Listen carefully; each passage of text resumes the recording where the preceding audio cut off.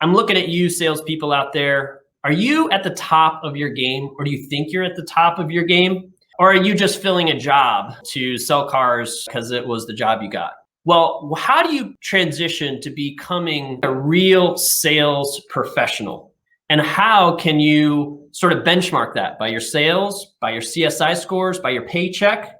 Well, if you aren't at the top of your craft, or you don't feel like you're at the top of your craft, or if you want to just continue to improve your craft, what do you do?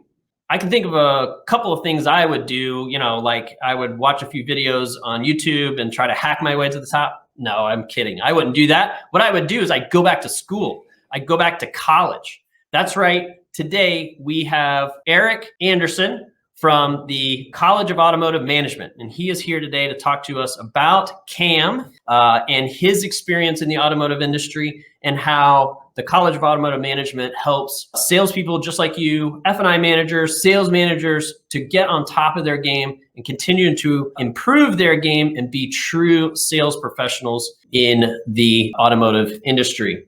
So Eric has spent 8 years in dealership positions, from F&I director to general sales manager, sales manager.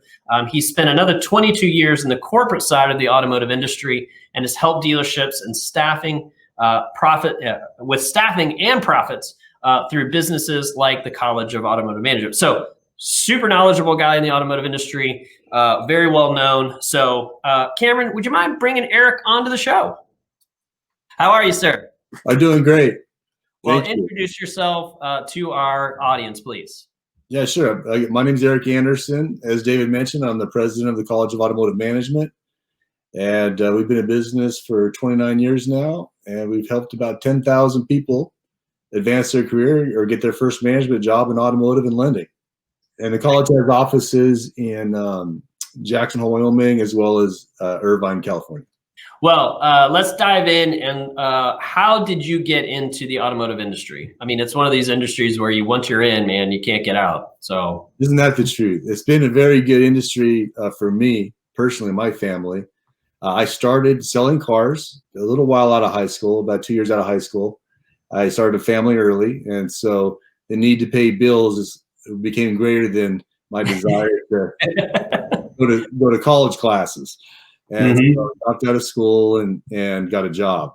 And I remember getting that first job in that first interview. The guy said, "Hey, you can make as much money as you want to make in this business. The sky's the limit. You can make as much as you want." And I spent the next 2 years making nothing. It was brutal.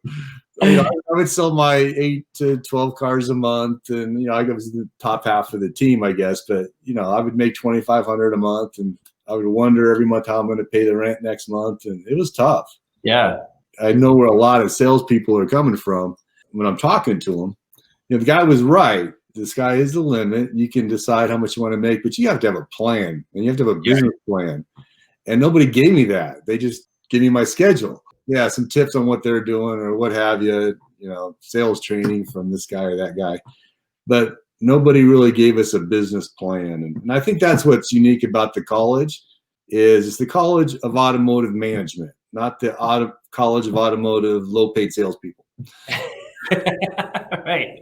And the first thing I learned at the college was I have the ability to manage myself in a much superior way than I had been doing, and to get a lot more information than I had.